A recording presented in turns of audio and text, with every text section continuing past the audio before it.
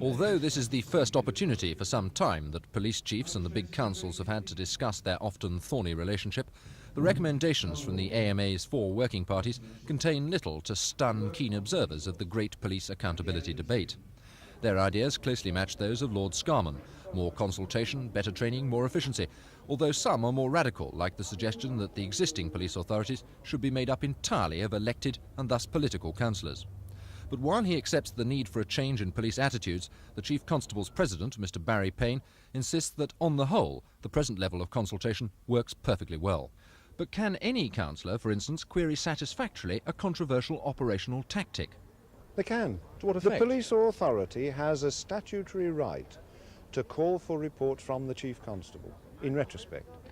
What some people want is to be actually responsible for directing those operations, and that's not feasible. You pay a professional to do that. That's the Chief Constable. But the Chief Constable is fully accountable. And don't forget something that people often overlook.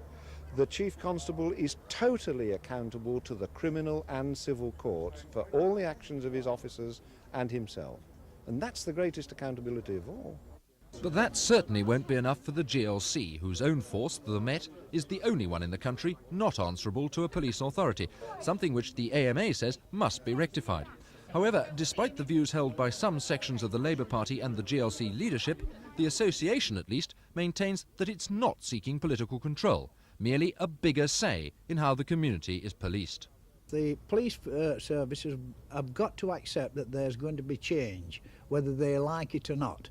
I don't think the Home Office will be again the policy paper when we bring it out.